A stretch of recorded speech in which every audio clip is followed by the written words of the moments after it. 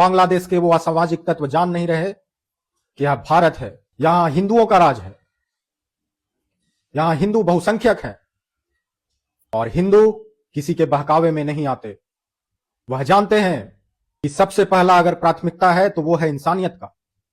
जहां इंसानियत है, हिंदुत्व वही है। आए दिन भारत में भी कुछ असामाजिक तत्व अंदर ही अंदर भारत को हिंसा की आग में झोंकने का प्रयास करते रहते हैं, मगर वह हिंदू हैं, हिंसा की आग को बढ़ने नहीं देते। और बांग्लादेश में जो चल रहा है, जो यह कहते हैं कि हम सिस्टर को अलग कर देंगे, वह भूल रहे हैं कि भारत में ऐसे कई आक्रमणकारी आए और घुटने टेक कर बाहर चले गए। और आज भी भारत एक है और आगे भी भारत एक रहेगा। हिंसा फैलाने वाले लाख प्रयास कर लें, मगर वह भारत में कुछ नहीं कर पाएंगे, क्योंकि हमारा देश शांति प्रिय है।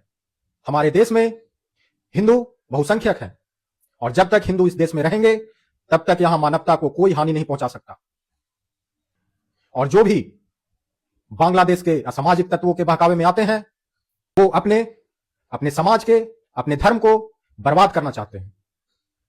इसलिए मैं सभी से आग्रह करूंगा, मैं मुसलमान भाइयों से भी आग्रह करूंगा कि बांग्लादेश में जिस तरह से हिंसा हो रही है, उसके विरोध में आप सभी खड़े होकर बांग्लादेश के असामाजिक तत्वों का विरोध कीजिए, ताकि यह विश्व में संदेश जाए कि भारत के मुसलमान भी इंसानियत को पसंद करते हैं, ना कि हैवानियत को।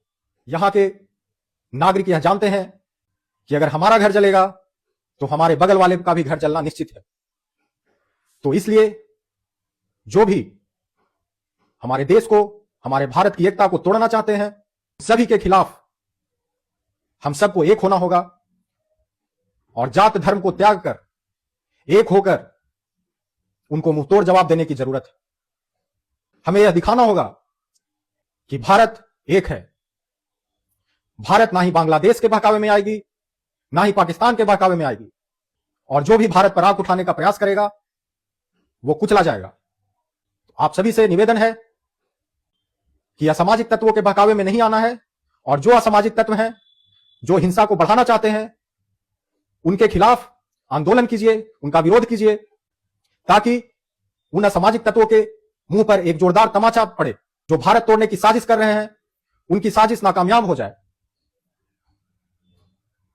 तभी इस भारत में अमन चैन स्थापित रहेगा।